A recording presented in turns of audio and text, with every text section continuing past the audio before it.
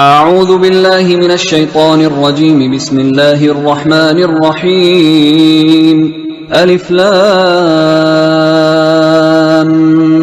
ميم. ذلك الكتاب لا ريب فيه هدى للمتقين الذين يؤمنون بالغيب ويقيمون الصلاة ومما رزقناهم ينفقون والذين يؤمنون بما أنزل إليك وما أنزل من قبلك وبالآخرة هم يوقنون أولئك على هدى من ربهم وأولئك هم المفلحون. إن الذين كفروا سواء عليهم أأنذرتهم أم لم تنذرهم لا يؤمنون ختم الله على قلوبهم وعلى سمعهم وعلى أبصارهم غشاوة ولهم عذاب عظيم. ومن الناس من يقول آمنا بالله وباليوم الآخر وما هم بمؤمنين يخادعون الله والذين آمنوا وما يخدعون إلا أنفسهم وما يشعرون في قلوبهم مرض فزادهم الله مرضا ولهم عذاب أليم بما كانوا يكذبون. وإذا قيل لهم لا تفسدوا في الأرض قالوا إنما نحن مصلحون ألا إنهم هم المفسدون ولكن لا يشعرون. وإذا قيل لهم آمنوا كما آمن الناس قالوا أنؤمن كما آمن السفهاء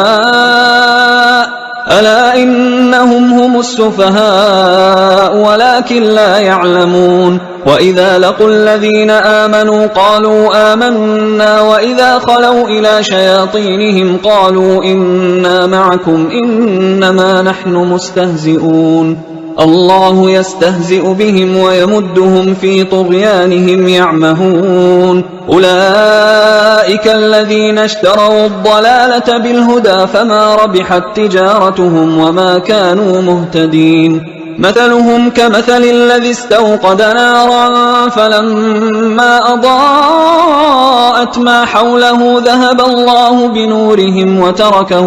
وتركهم في ظلمات لا يبصرون صم بكم عمي فهم لا يرجعون. أو كصيب من السماء فيه ظلمات ورعد وبرق يجعلون أصابعهم في آذانهم من الصواعق حذر الموت والله محيط بالكافرين. يكاد البرق يخطف أبصارهم كلما أضاء لهم مشوا فيه وإذا أظلم عليهم قاموا ولو شاء الله لذهب بسمعهم وأبصارهم إن الله على كل شيء قدير. يا أيها الناس اعبدوا ربكم الذي خلقكم والذين من قبلكم لعلكم تتقون الذي جعل لكم الأرض فراشا والسماء بناء وأنزل من السماء ماء فأخرج به من الثمرات رزقا لكم فلا تجعلوا لله أندادا وأنتم تعلمون. وإن كنتم في ريب مما نزلنا على عبدنا فأتوا بسورة من مثله وادعوا شهداءكم من دون الله إن كنتم صادقين فإن لم تفعلوا ولن تفعلوا فاتقوا النار التي وقودها الناس والحجارة أعدت للكافرين. وبشر الذين آمنوا وعملوا الصالحات أن لهم جنات تجري من تحتها الأنهار كلما رزقوا منها من ثمرة رزقا قالوا هذا الذي رزقنا من قبل وأتوا به متشابها ولهم فيها أزواج مطهرة وهم فيها خالدون. إن الله لا يستحيي أن يضرب مثلا ما بعوضة فما فوقها فأما الذين آمنوا فيعلمون أنه الحق من ربهم، وأما الذين كفروا فيقولون ماذا أراد الله بهذا مثلا يضل به كثيرا ويهدي به كثيرا وما يضل به إلا الفاسقين الذين ينقضون عهد الله من بعد ميثاقه ويقطعون ما أمر الله به أن يوصل ويفسدون في الأرض أولئك هم الخاسرون. كيف تكفرون بالله وكنتم أمواتا فأحياكم ثم يميتكم ثم يحييكم ثم إليه ترجعون. هو الذي خلق لكم ما في الأرض جميعا ثم استوى إلى السماء فسواهن 7 سماوات وهو بكل شيء عليم. وإذ قال ربك للملائكة إني جاعل في الأرض خليفة قالوا أتجعل فيها من يفسد فيها ويسفك الدماء ونحن نسبح بحمدك ونقدس لك قال إني أعلم ما لا تعلمون. وعلم آدم الأسماء كلها ثم عرضهم على الملائكة فقال أنبئوني بأسماء هؤلاء إن كنتم صادقين. قالوا سبحانك لا علم لنا إلا ما علمتنا إنك أنت العليم الحكيم. قال يا آدم أنبئهم بأسمائهم فلما أنبأهم بأسمائهم قال ألم أقل لكم إني أعلم غيب السماوات والأرض وأعلم ما تبدون وما كنتم تكتمون. وإذ قلنا للملائكة اسجدوا لآدم فسجدوا إلا إبليس أبى واستكبر وكان من الكافرين. وقلنا يا آدم اسكن أنت وزوجك الجنة وكلا منها رغدا حيث شئتما ولا تقربا هذه الشجرة فتكونا من الظالمين. فأزلهما الشيطان عنها فأخرجهما مما كانا فيه وقلنا اهبطوا بعضكم لبعض عدو ولكم في الأرض مستقر ومتاع إلى حين. فتلقى آدم من ربه كلمات فتاب عليه إنه هو التواب الرحيم. قلنا اهبطوا منها جميعا فإما يأتينكم مني هدى فمن تبع هداي فلا خوف عليهم ولا هم يحزنون. والذين كفروا وكذبوا بآياتنا أولئك أصحاب النار هم فيها خالدون. يا بني إسرائيل اذكروا نعمتي التي أنعمت عليكم وأوفوا بعهدي أوف بعهدكم وإياي فارهبون. وآمنوا بما أنزلت مصدقا لما معكم ولا تكونوا أول كافر به ولا تشتروا بآياتي ثمنا قليلا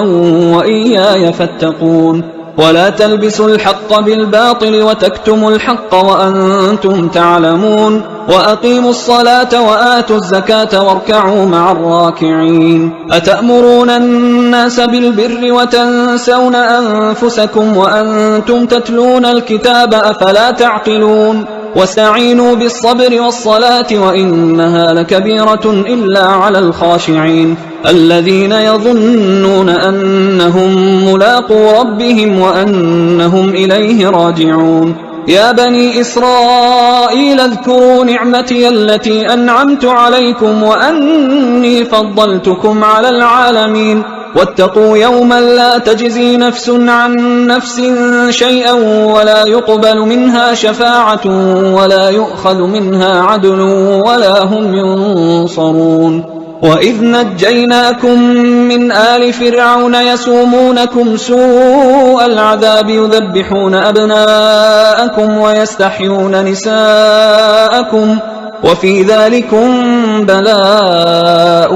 من ربكم عظيم. وإذ فرقنا بكم البحر فأنجيناكم وأغرقنا آل فرعون وأنتم تنظرون. وإذ واعدنا موسى 40 ليلة ثم اتخذتم العجل من بعده وأنتم ظالمون. ثم عفونا عنكم من بعد ذلك لعلكم تشكرون وإذ آتينا موسى الكتاب والفرقان لعلكم تهتدون وإذ قال موسى لقومه يا قوم إنكم ظلمتم أنفسكم باتخاذكم العجل فتوبوا إلى بارئكم فاقتلوا أنفسكم ذلكم خير لكم عند بارئكم فتاب عليكم إنه هو التواب الرحيم وإذ قلتم يا موسى لن نؤمن لك حتى نرى الله جهرة فأخذتكم الصاعقة وأنتم تنظرون ثم بعثناكم من بعد موتكم لعلكم تشكرون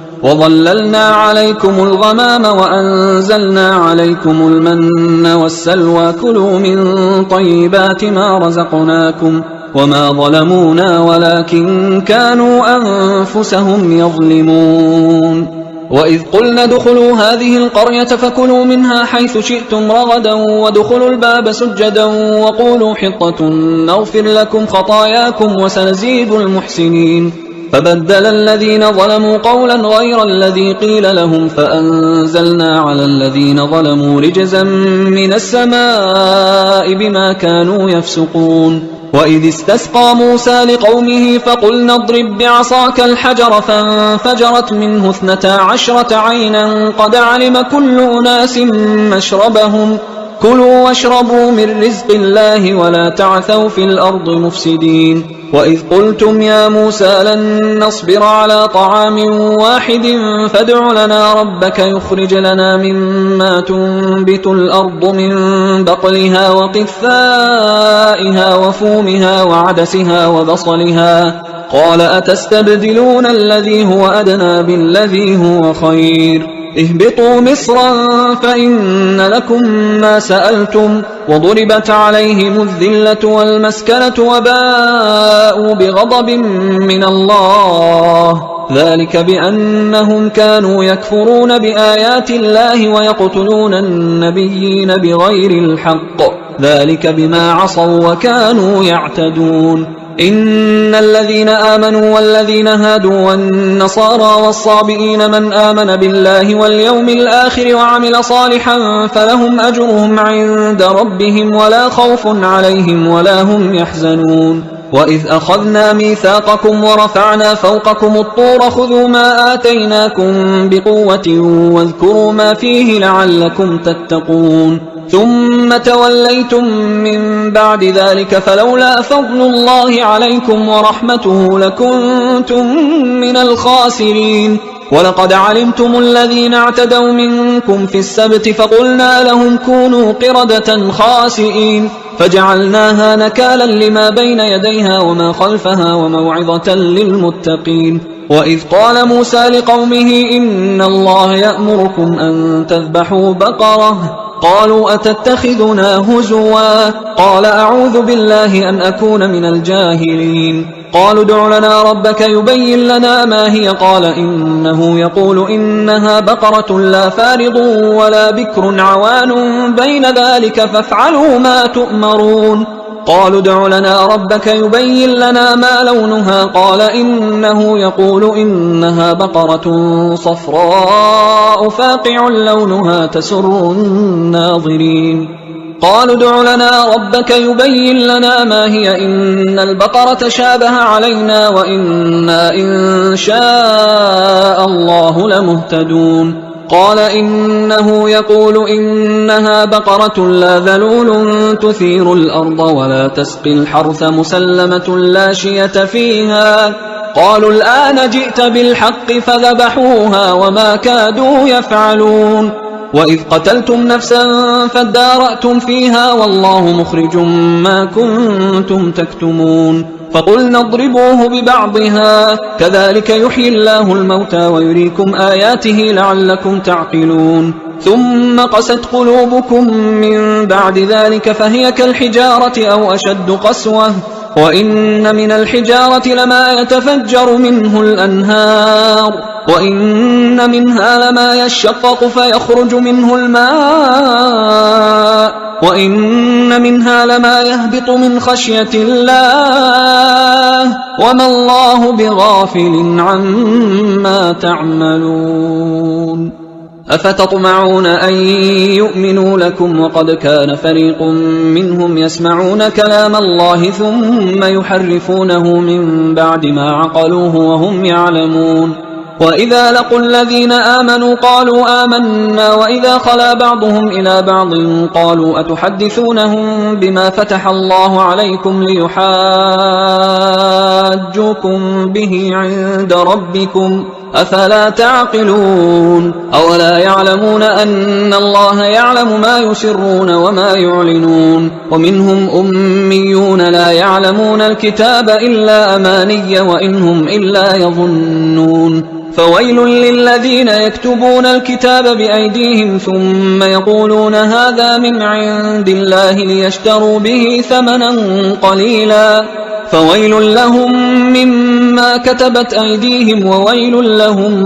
مما يكسبون وقالوا لن تمسنا النار إلا أياما معدودة قل أتخذتم عند الله عهدا فلن يخلف الله عهده أم تقولون على الله ما لا تعلمون بلى من كسب سيئة وأحاطت به خطيئته فأولئك أصحاب النار هم فيها خالدون والذين آمنوا وعملوا الصالحات أولئك أصحاب الجنة هم فيها خالدون وإذ أخذنا ميثاق بني إسرائيل لا تعبدون إلا الله وبالوالدين إحسانا وذي القربى واليتامى والمساكين وقولوا للناس حسنا وأقيموا الصلاة وآتوا الزكاة ثم توليتم إلا قليلا منكم وأنتم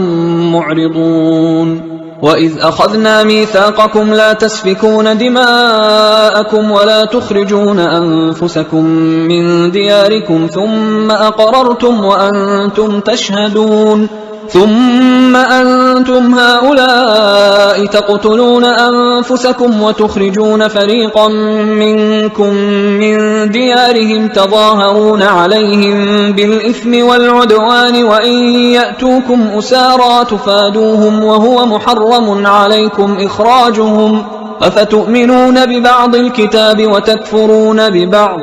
فما جزاء من يفعل ذلك منكم إلا خزي في الحياة الدنيا ويوم القيامة يردون إلى أشد العذاب وما الله بغافل عما تعملون أولئك الذين اشتروا الحياة الدنيا بالآخرة فلا يخفف عنهم العذاب ولا هم ينصرون ولقد آتينا موسى الكتاب وقفينا من بعده بالرسل وآتينا عيسى بن مريم البينات وأيدناه بروح القدس أفكلما جاءكم رسول بما لا تهوى أنفسكم استكبرتم ففريقا كذبتم وفريقا تقتلون وقالوا قلوبنا غلف بل لعنهم الله بكفرهم فقليلا ما يؤمنون ولما جاءهم كتاب من عند الله مصدق لما معهم وكانوا من قبل يستفتحون على الذين كفروا فلما جاءهم ما عرفوا كفروا به فلعنة الله على الكافرين بئس ما اشتروا به أنفسهم أن يكفروا بما أنزل الله بغيا أن ينزل الله من فضله على من يشاء من عباده فباءوا بغضب على غضب وللكافرين عذاب مهين وإذا قيل لهم آمنوا بما أنزل الله قالوا نؤمن بما أنزل علينا ويكفرون بما وراءه وهو الحق مصدقا لما معهم قل فلم تقتلون أنبياء الله من قبل إن كنتم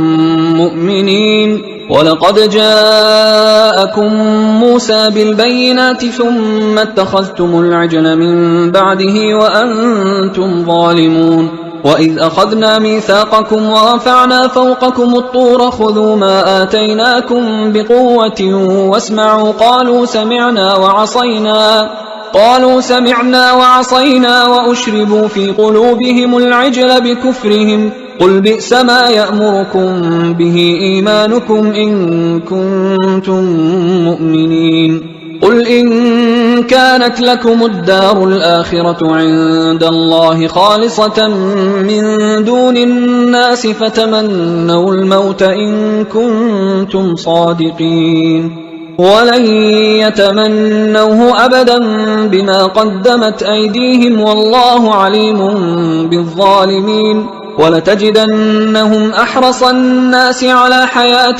ومن الذين أشركوا يود أحدهم لو يعمر 1000 سنة وما هو بمزحزحه من العذاب أن يعمر والله بصير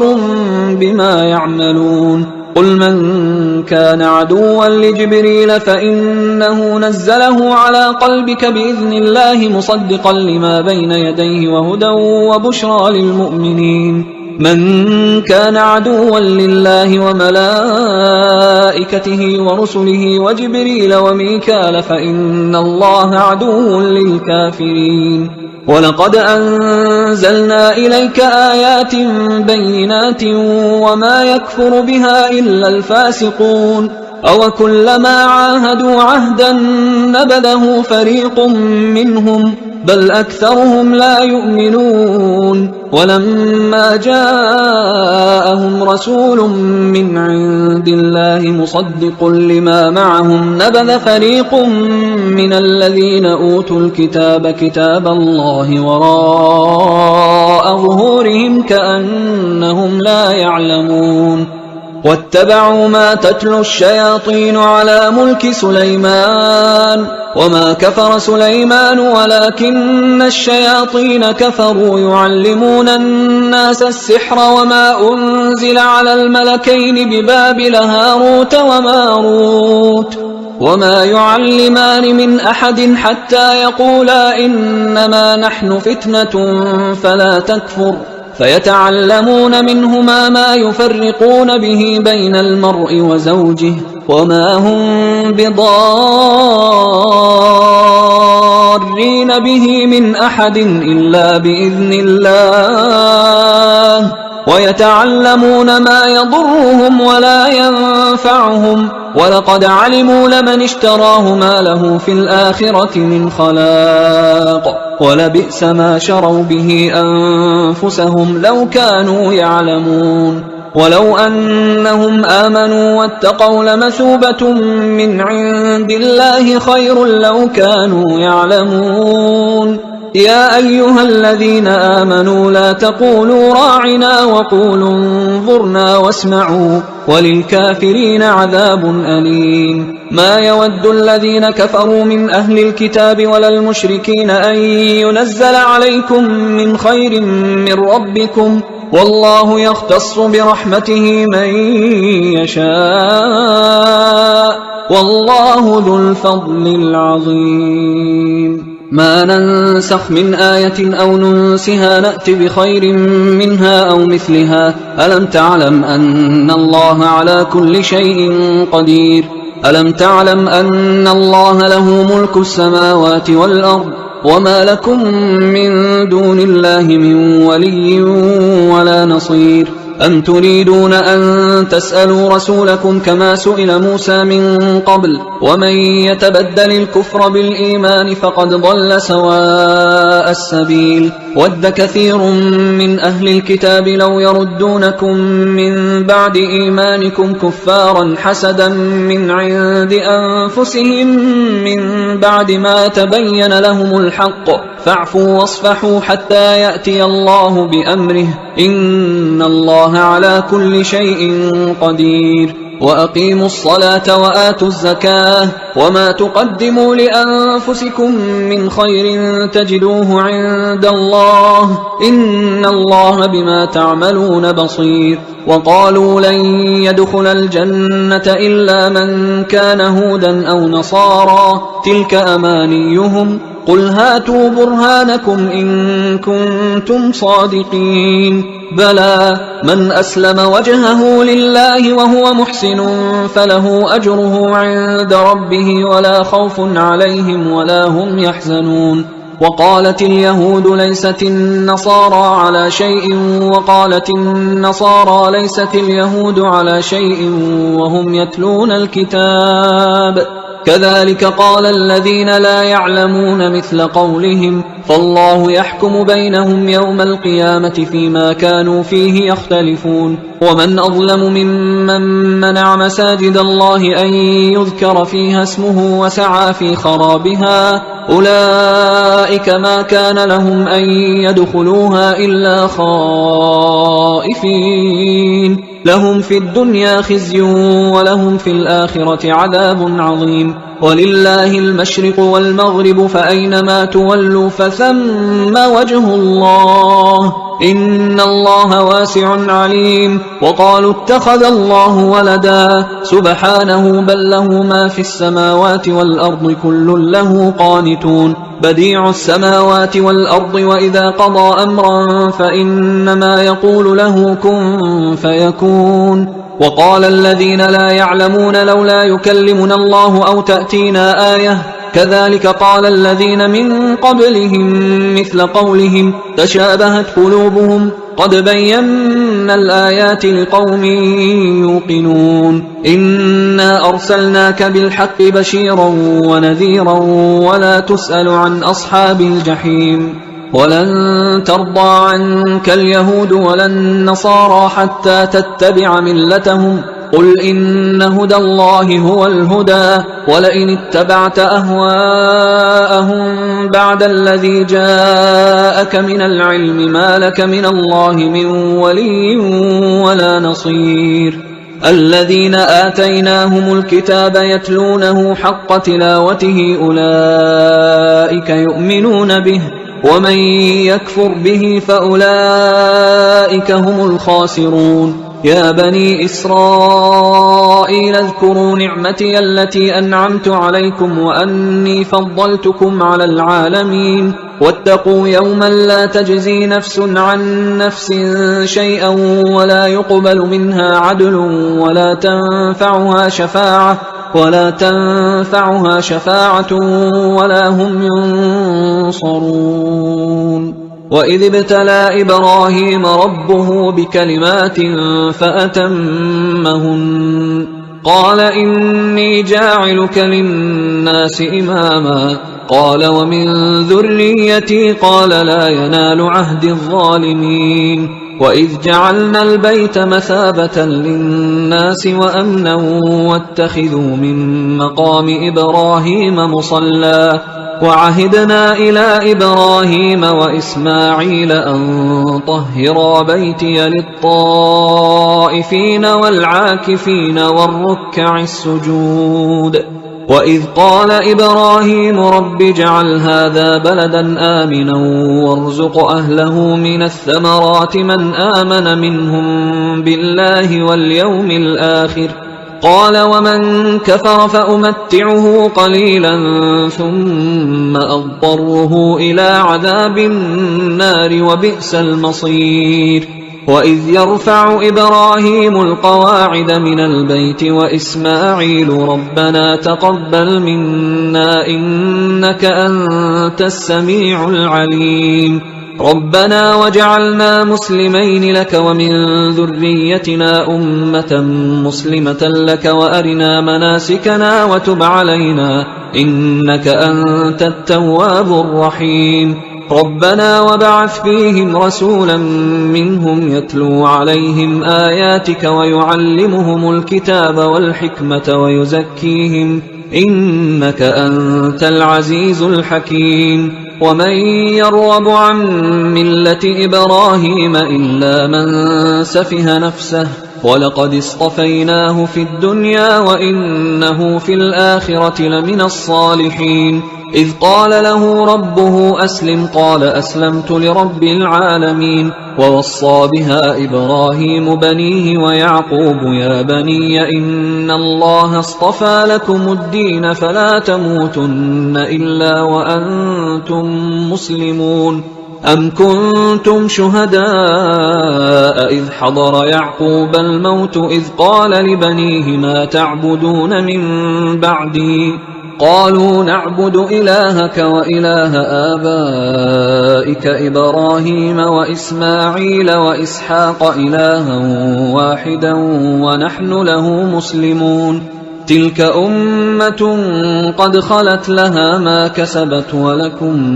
ما كسبتم ولا تسألون عما كانوا يعملون وقالوا كونوا هودا أو نصارى تهتدوا قل بل ملة إبراهيم حنيفا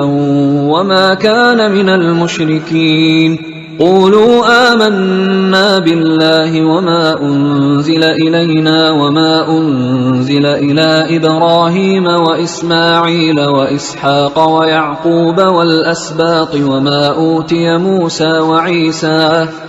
أوتي موسى وعيسى وما أوتي النبيون من ربهم لا نفرق بين أحد منهم ونحن له مسلمون فإن آمنوا بمثل ما آمنتم به فقد اهتدوا وإن تولوا فإنما هم في شقاق فسيكفيكهم الله وهو السميع العليم صبغة الله ومن أحسن من الله صبغة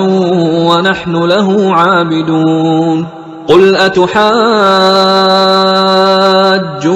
في الله وهو ربنا وربكم ولنا أعمالنا ولكم أعمالكم ونحن له مخلصون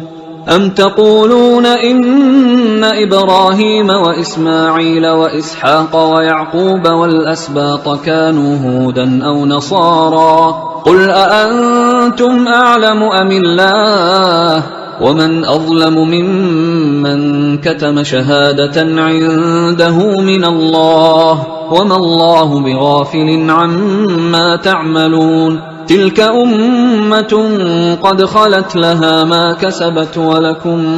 ما كسبتم ولا تسألون عما كانوا يعملون سيقول السفهاء من الناس ما ولاهم عن قبلتهم التي كانوا عليها قل لله المشرق والمغرب يهدي من يشاء إلى صراط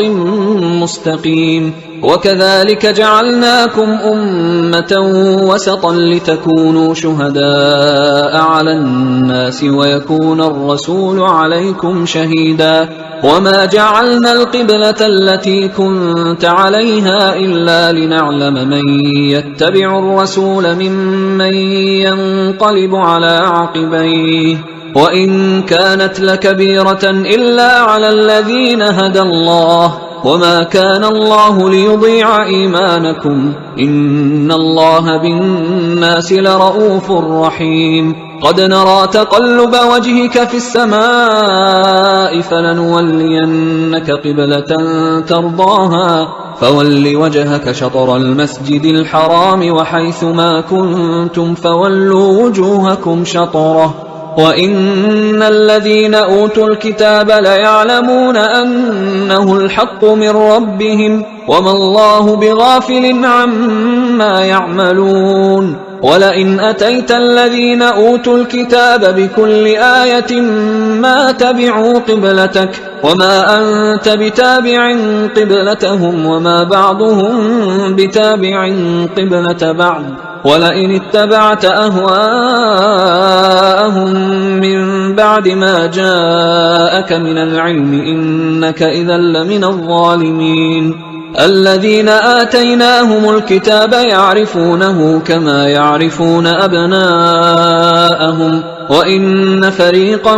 منهم ليكتمون الحق وهم يعلمون الحق من ربك فلا تكونن من الممترين ولكل وجهة هو موليها فاستبقوا الخيرات أينما تكونوا يأت بكم الله جميعا إن الله على كل شيء قدير ومن حيث خرجت فول وجهك شطر المسجد الحرام وإنه للحق من ربك وما الله بغافل عما تعملون ومن حيث خرجت فول وجهك شطر المسجد الحرام وحيث ما كنتم فولوا وجوهكم شطره لئلا يكون للناس عليكم حجة إلا الذين ظلموا منهم فلا تخشوهم واخشوني ولأتم نعمتي عليكم ولعلكم تهتدون كما أرسلنا فيكم رسولا منكم يتلو عليكم آياتنا ويزكيكم ويعلمكم الكتاب والحكمة ويعلمكم ما لم تكونوا تعلمون فاذكروني أذكركم واشكروا لي ولا تكفرون يا أيها الذين آمنوا استعينوا بالصبر والصلاة إن الله مع الصابرين ولا تقولوا لمن يقتل في سبيل الله أموات بل أحياء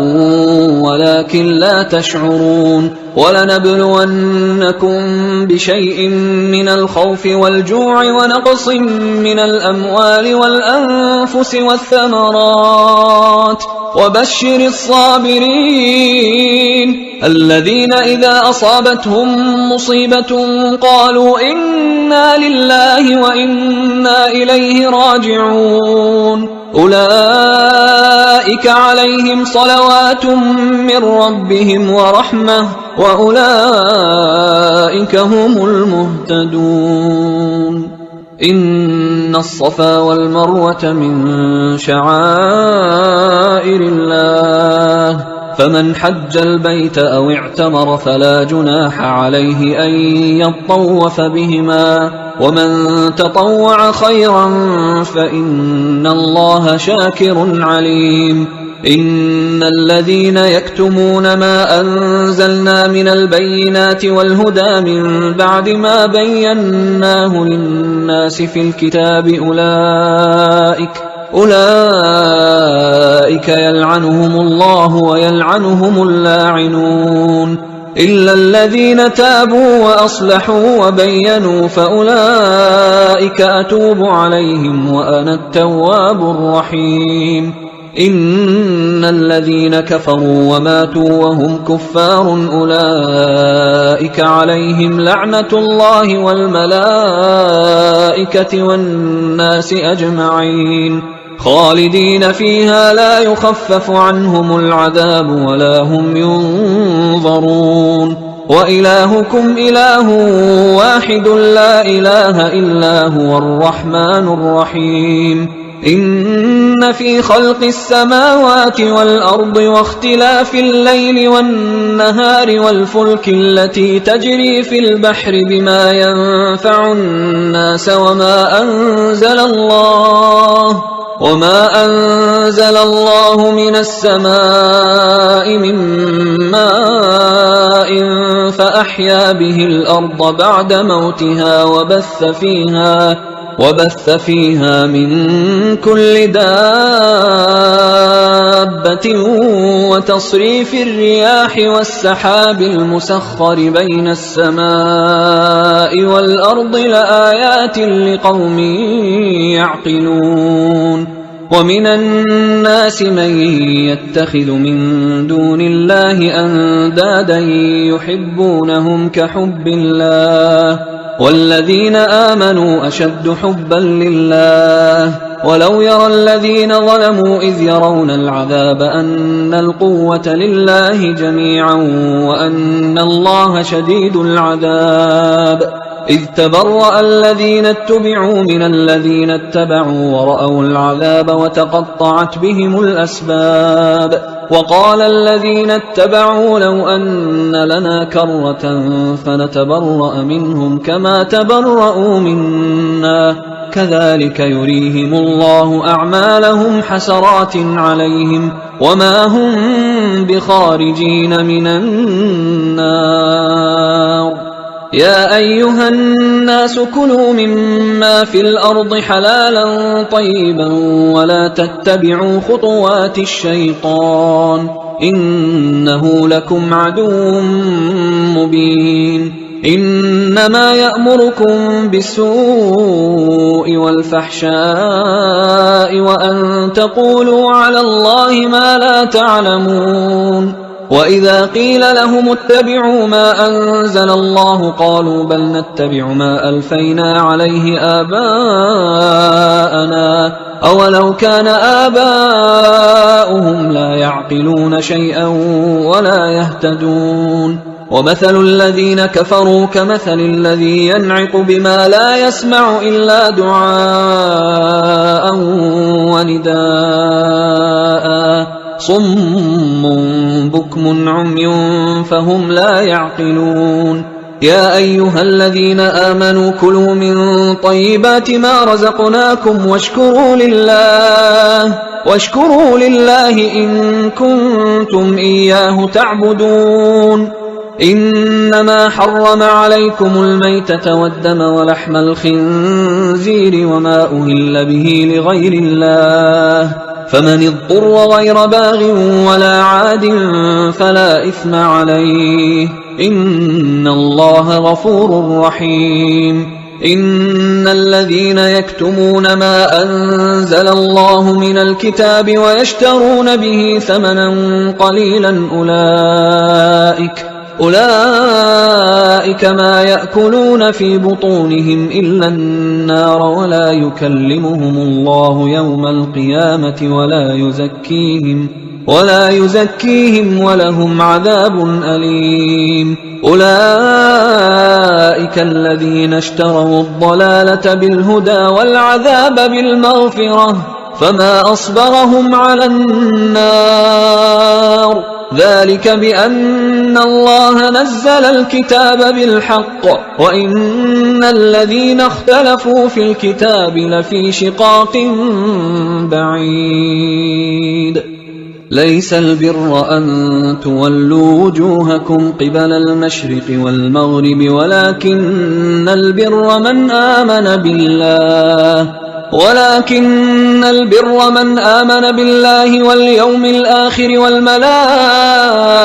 والكتاب والنبيين وآتى المال على حبه ذوي القربى واليتامى والمساكين وابن السبيل والسائلين وفي الرقاب وأقام الصلاة وآتى الزكاة والموفون بعهدهم إذا عاهدوا والصابرين في البأساء والضراء وحين البأس أولئك الذين صدقوا وأولئك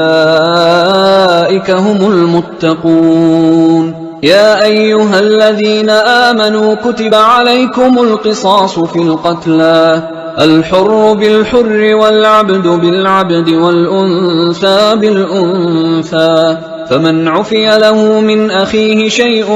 فاتباع بالمعروف وأداء إليه بإحسان ذلك تخفيف من ربكم ورحمة فمن اعتدى بعد ذلك فله عذاب أليم ولكم في القصاص حياة يا أولي الألباب لعلكم تتقون كتب عليكم إذا حضر أحدكم الموت إن ترك خيرا الوصية للوالدين والأقربين بالمعروف حقا على المتقين فمن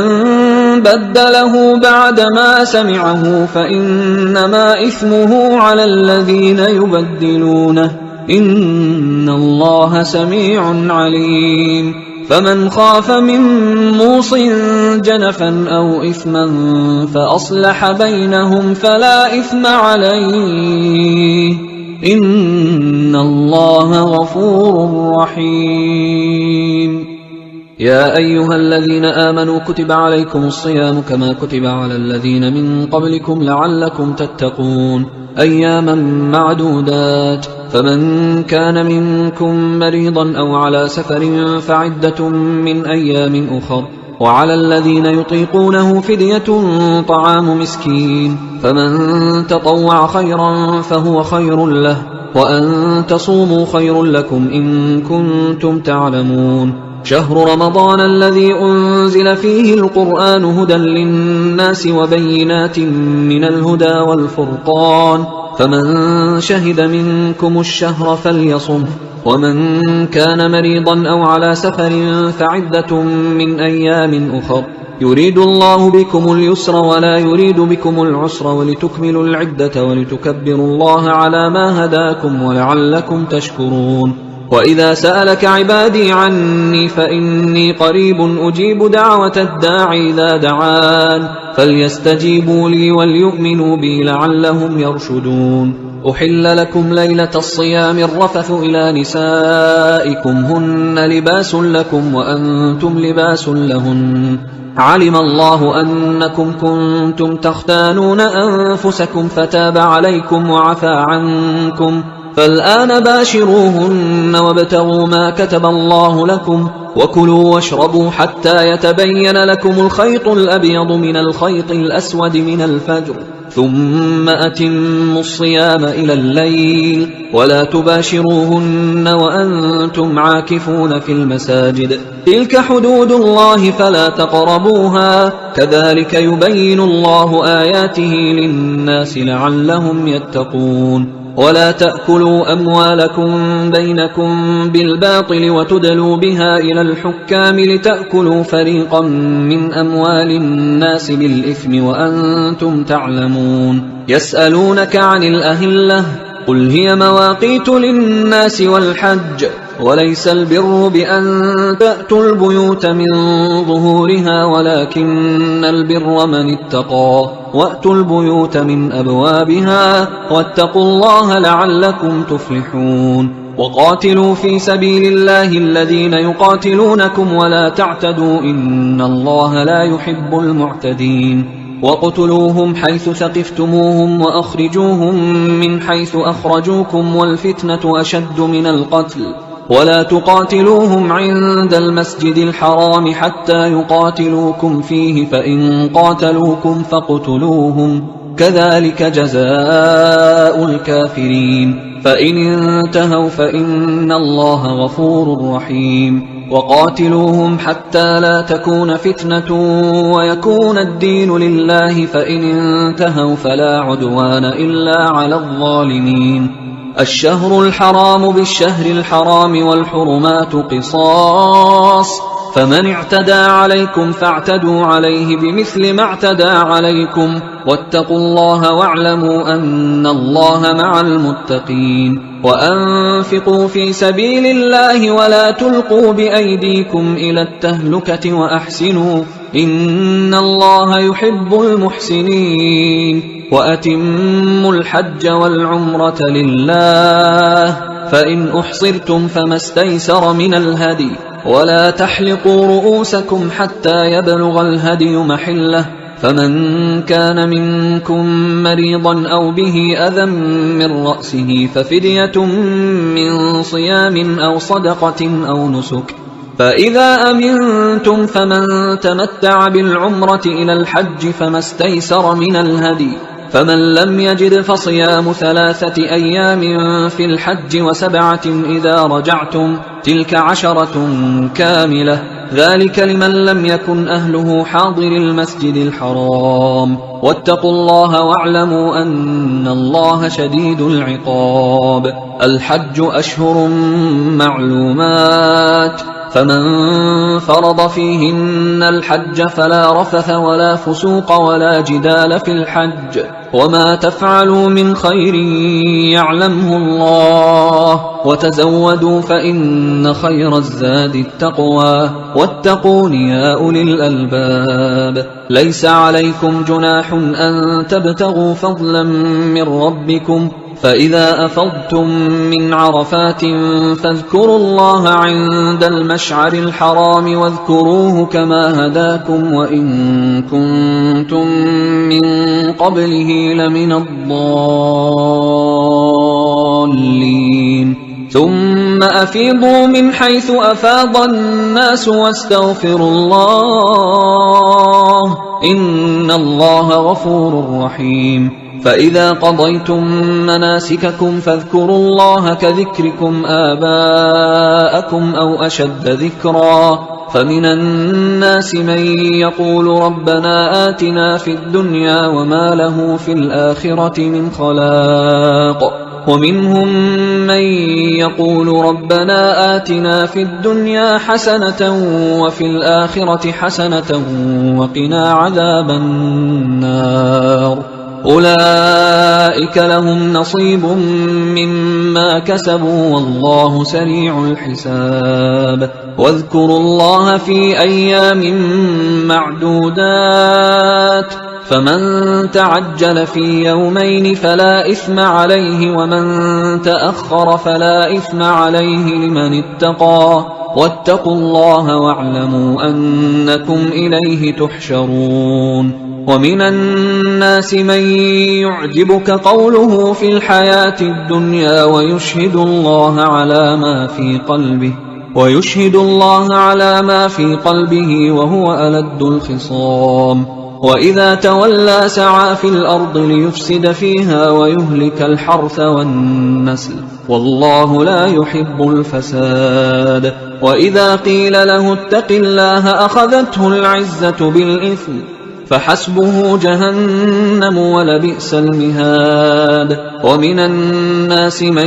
يشري نفسه ابتغاء مرضات الله والله رؤوف بالعباد يا أيها الذين آمنوا ادخلوا في السلم كافة ولا تتبعوا خطوات الشيطان إنه لكم عدو مبين فإن زللتم من بعد ما جاءتكم البينات فاعلموا أن الله عزيز حكيم هل ينظرون إلا أن يأتيهم الله في ظلل من الغمام والملائكة وقضي الأمر وإلى الله ترجع الأمور سل بني إسرائيل كم آتيناهم من آية بينة ومن يبدل نعمة الله من بعد ما جاءته فإن الله شديد العقاب زين للذين كفروا الحياة الدنيا ويسخرون من الذين آمنوا والذين اتقوا فوقهم يوم القيامة والله يرزق من يشاء بغير حساب كان الناس أمة واحدة فبعث الله النبيين مبشرين ومنذرين وأنزل معهم الكتاب بالحق ليحكم بين الناس فيما اختلفوا فيه وما اختلف فيه إلا الذين أوتوه من بعد ما جاءتهم البينات بغيا بينهم فهدى الله الذين آمنوا لما اختلفوا فيه من الحق بإذنه والله يهدي من يشاء إلى صراط مستقيم أم حسبتم أن تدخلوا الجنة ولما يأتكم مثل الذين خلوا من قبلكم مستهم البأساء والضراء وزلزلوا حتى يقول الرسول والذين آمنوا معه متى نصر الله ألا إن نصر الله قريب يسألونك ماذا ينفقون قل ما أنفقتم من خير فللوالدين والأقربين واليتامى والمساكين وابن السبيل وما تفعلوا من خير فإن الله به عليم كتب عليكم القتال وهو كره لكم وعسى أن تكرهوا شيئا وهو خير لكم وعسى أن تحبوا شيئا وهو شر لكم والله يعلم وأنتم لا تعلمون يسألونك عن الشهر الحرام قتال فيه قل قتال فيه كبير وصد عن سبيل الله وكفر به والمسجد الحرام وإخراج أهله منه أكبر عند الله والفتنة أكبر من القتل ولا يزالون يقاتلونكم حتى يردوكم عن دينكم إن استطاعوا ومن يرتدد منكم عن دينه فيمت وهو كافر فأولئك حبطت أعمالهم في الدنيا والآخرة وأولئك أصحاب النار هم فيها خالدون إن الذين آمنوا والذين هاجروا وجاهدوا في سبيل الله أولئك يرجون رحمة الله والله غفور رحيم يسألونك عن الخمر والميسر قل فيهما إثم كبير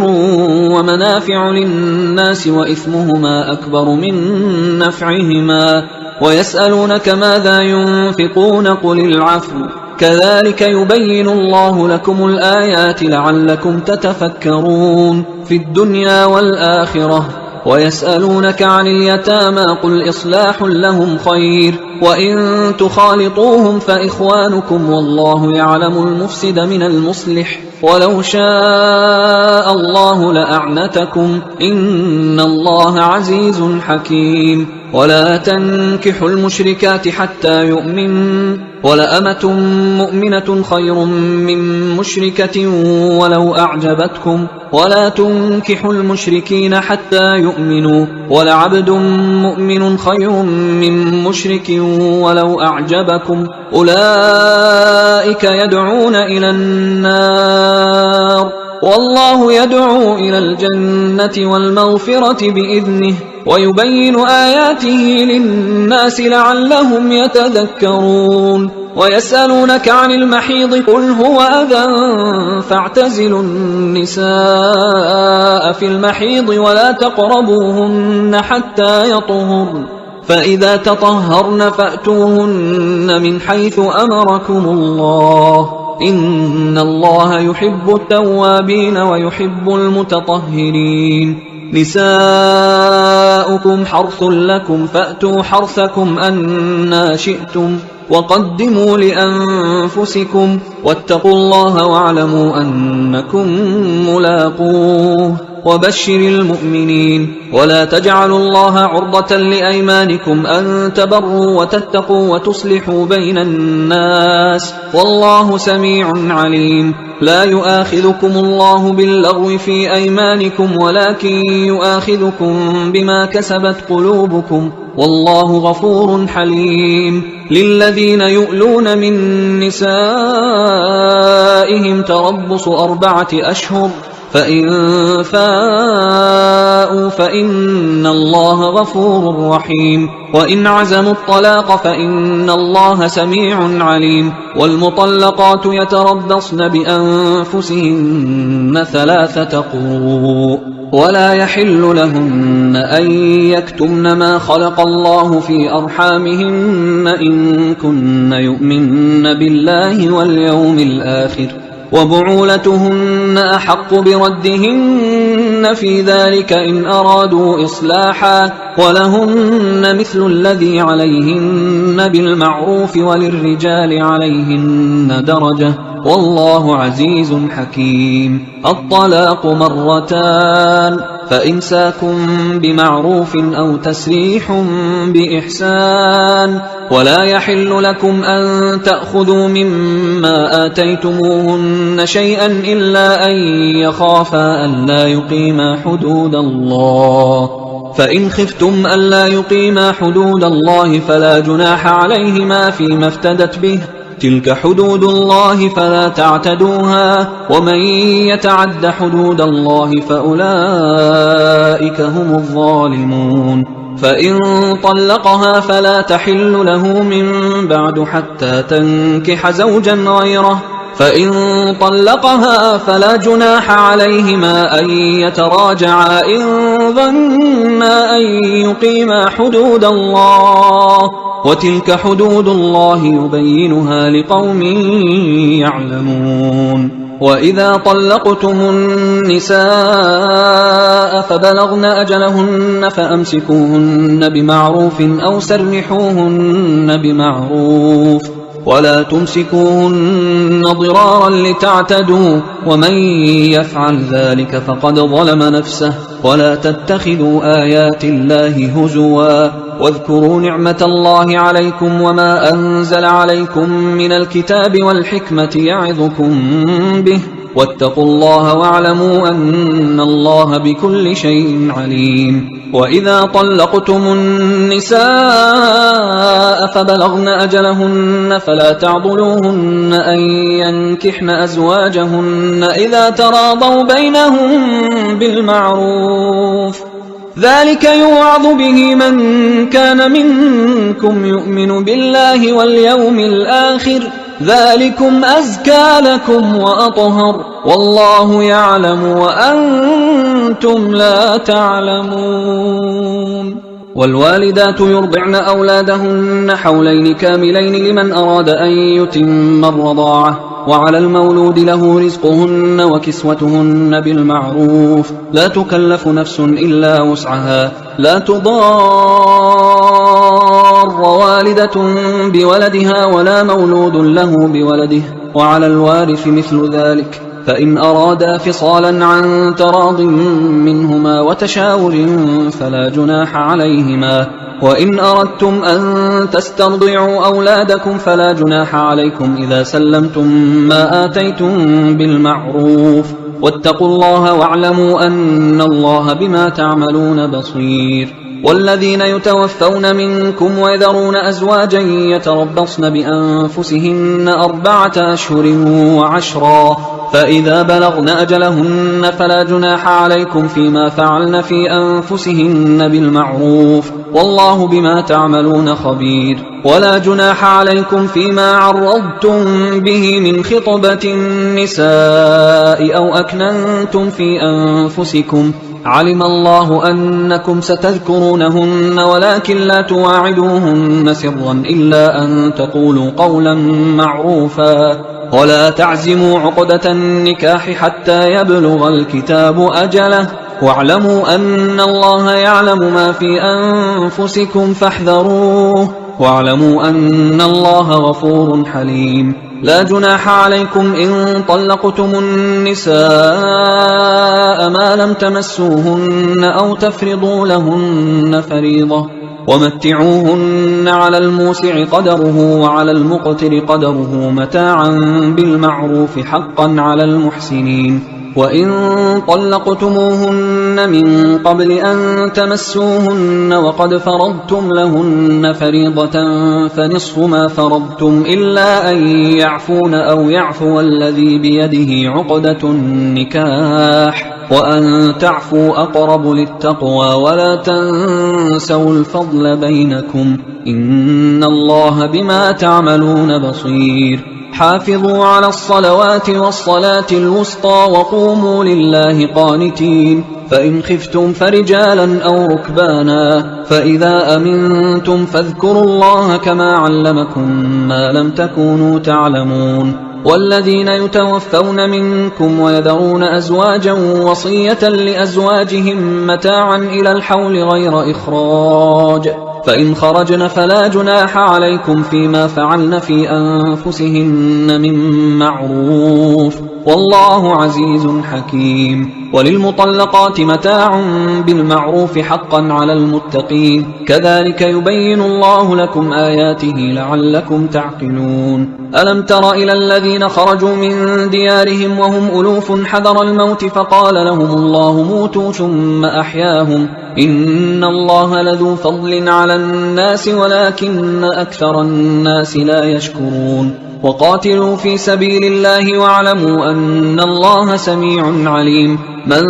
ذا الذي يقرض الله قرضا حسنا فيضاعفه له أضعافا كثيرة والله يقبض ويبسط وإليه ترجعون ألم تر إلى الملأ من بني إسرائيل من بعد موسى إذ قالوا لنبي له مبعث لنا ملكا نقاتل في سبيل الله قال هل عسيتم إن كتب عليكم القتال ألا تقاتلوا قالوا وما لنا ألا نقاتل في سبيل الله وقد أخرجنا من ديارنا وأبنائنا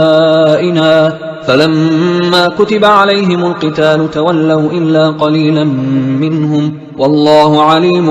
بالظالمين وقال لهم نبيهم إن الله قد بعث لكم طالوت ملكا قالوا أنى يكون له الملك علينا ونحن أحق بالملك منه ولم يؤت سعة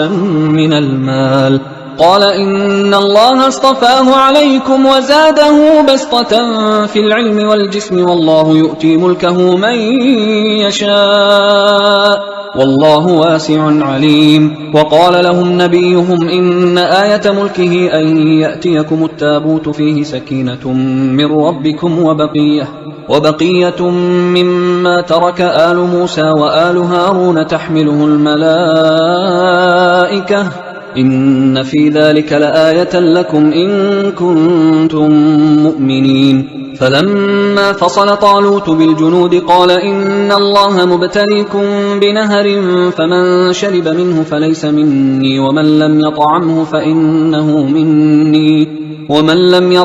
فإنه مني إلا من اغترف غرفة بيده فشربوا منه إلا قليلا منهم فلما جاوزه هو والذين آمنوا معه قالوا لا طاقة لنا اليوم بجالوت وجنوده قال الذين يظنون أنهم ملاقوا الله كم من فئة قليلة غلبت فئة كثيرة بإذن الله والله مع الصابرين ولما برزوا لجالوت وجنوده قالوا ربنا أفرغ علينا صبرا وثبت أقدامنا وانصرنا على القوم الكافرين فهزموهم بإذن الله وقتل داود جالوت وآتاه الله الملك والحكمة وعلمه مما يشاء ولولا دفع الله الناس بعضهم ببعض لفسدت الأرض ولكن الله ذو فضل على العالمين تلك آيات الله نتلوها عليك بالحق وإنك لمن المرسلين تلك الرسل فضلنا بعضهم على بعض منهم من كلم الله ورفع بعضهم درجات وآتينا عيسى ابن مريم البينات وأيدناه بروح القدس ولو شاء الله ما اقتتل الذين من بعدهم من بعد ما جاءتهم البينات ولكن اختلفوا فمنهم من آمن ومنهم من كفر ولو شاء الله ما اقتتلوا ولكن الله يفعل ما يريد يا أيها الذين آمنوا أنفقوا مما رزقناكم من قبل أن يأتي يوم لا بيع فيه ولا خلة ولا شفاعة والكافرون هم الظالمون الله لا إله إلا هو الحي القيوم لا تأخذه سنة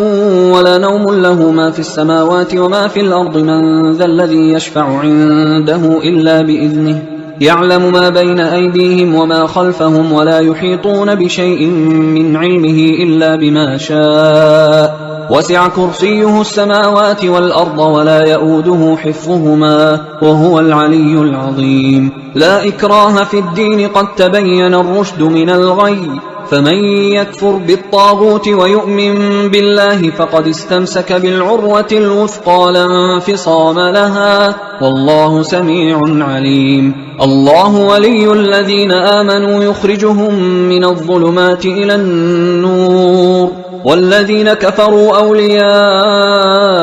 الطاغوت يخرجونهم من النور إلى الظلمات، أولئك أصحاب النار هم فيها خالدون. ألم تر إلى الذي حاج إبراهيم في ربه أن آتاه الله الملك إذ قال إبراهيم ربي الذي يحيي ويميت قال أنا أحيي وأميت. قال إبراهيم فإن الله يأتي بالشمس من المشرق فأت بها من المغرب فبهت الذي كفر والله لا يهدي القوم الظالمين. أو كالذي مر على قرية وهي خاوية على عروشها قال أنى يحيي هذه الله بعد موتها فأماته الله 100 عام ثم بعثه قال كم لبثت؟ قال لبثت يوما أو بعض يوم. قال بل لبثت 100 عام فانظر إلى طعامك وشرابك لم يتسنه وانظر إلى حمارك ولنجعلك آية للناس وانظر إلى العظام كيف ننشزها ثم نكسوها لحما فلما تبين له قال أعلم أن الله على كل شيء قدير. وإذ قال إبراهيم رب أرني كيف تحيي الموتى قال أولم تؤمن قال بلى ولكن ليطمئن قلبي قال فخذ 4 من الطير فصرهن إليك ثم اجعل على كل جبل منهن جزءا ثم ادعهن يأتينك سعيا واعلم أن الله عزيز حكيم. مثل الذين ينفقون أموالهم في سبيل الله كمثل حبة أنبتت 7 سنابل في كل سنبلة 100 حبة والله يضاعف لمن يشاء والله واسع عليم. الذين ينفقون أموالهم في سبيل الله ثم لا يتبعون ما أنفقوا منا ولا أذى لهم أجرهم عند ربهم ولا خوف عليهم ولا هم يحزنون. قول معروف ومغفرة خير من صدقة يتبعها أذى والله غني حليم. يا أيها الذين آمنوا لا تبطلوا صدقاتكم بالمن والأذى كالذي ينفق ماله رئاء الناس ولا يؤمن بالله واليوم الآخر فمثله كمثل صفوان عليه تراب فأصابه وابل فتركه صلدا لا يقدرون على شيء مما كسبوا والله لا يهدي القوم الكافرين. ومثل الذين ينفقون أموالهم ابتغاء مرضات الله وتثبيتا من أنفسهم كمثل جنة بربوة أصابها وابل فآتت أكلها ضعفين فإن لم يصبها وابل فطل والله بما تعملون بصير. أيود أحدكم أن تكون له جنة من نخيل وأعناب تجري من تحتها الأنهار له فيها من كل الثمرات وأصابه الكبر وله ذرية ضعفاء فأصابها إعصار فيه نار فاحترقت كذلك يبين الله لكم الآيات لعلكم تتفكرون. يا أيها الذين آمنوا أنفقوا من طيبات ما كسبتم ومما أخرجنا لكم من الأرض ولا تيمموا الخبيث منه تنفقون ولستم بآخذيه إلا أن تغمضوا فيه واعلموا أن الله غني حميد. الشيطان يعدكم الفقر ويأمركم بالفحشاء والله يعدكم مغفرة منه وفضلا والله واسع عليم يؤتي الحكمة من يشاء ومن يؤت الحكمة فقد أوتي خيرا كثيرا وما يذكر إلا أولو الألباب وما أنفقتم من نفقة أو نذرتم من نذر فإن الله يعلمه وما للظالمين من أنصار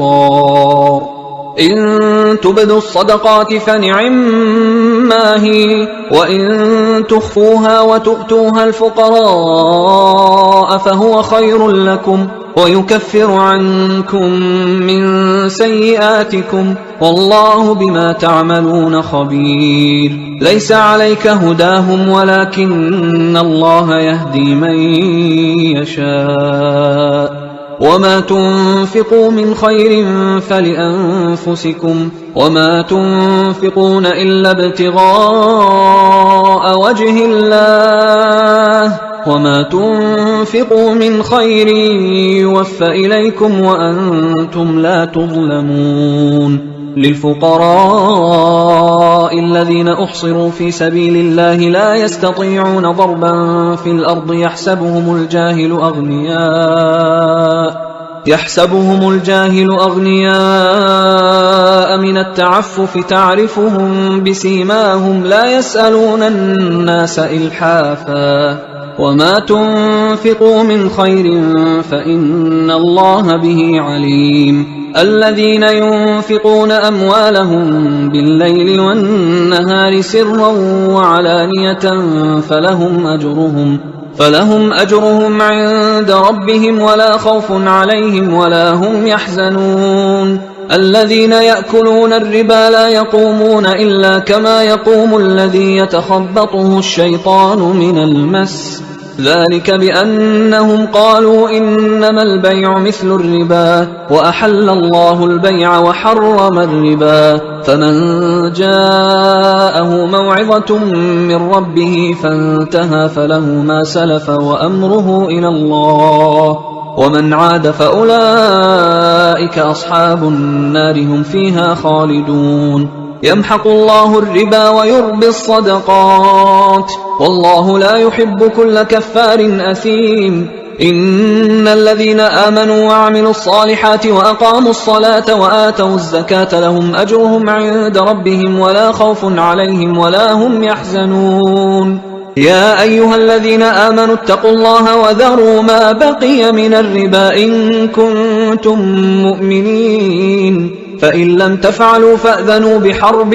من الله ورسوله وإن تبتم فلكم رؤوس أموالكم لا تظلمون ولا تظلمون وإن كان ذو عسرة فنظرة إلى ميسرة وأن تصدقوا خير لكم إن كنتم تعلمون واتقوا يوما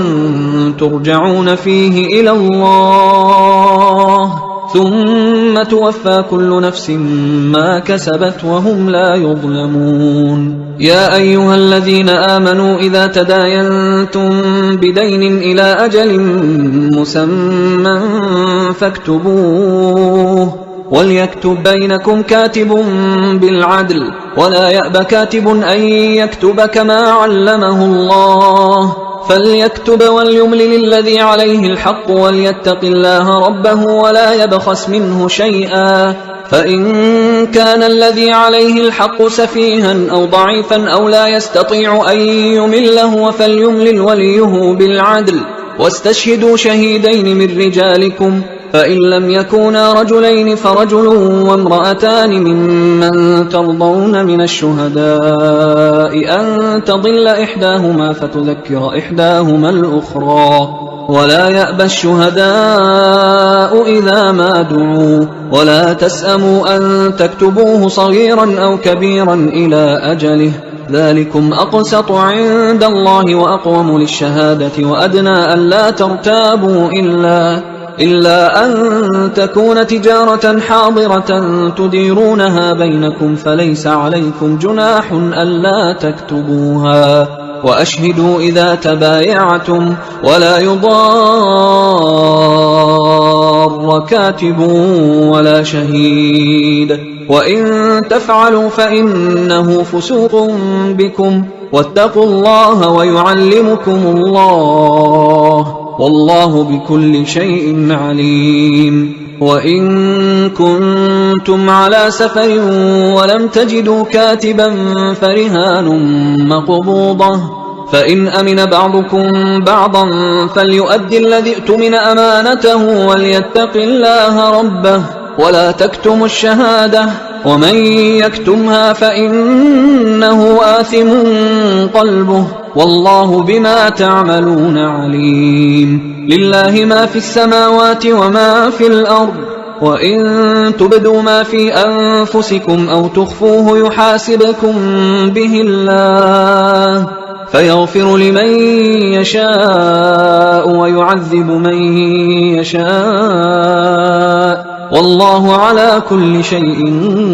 قدير آمن الرسول بما أنزل إليه من ربه والمؤمنون كل آمن بالله وملائكته وكتبه ورسله لا نفرق بين أحد من رسله وقالوا سمعنا وأطعنا غفرانك ربنا وإليك المصير لا يكلف الله نفسا إلا وسعها لها ما كسبت وعليها ما اكتسبت ربنا لا تؤاخذنا إن نسينا أو أخطأنا ربنا ولا تحمل علينا إصرا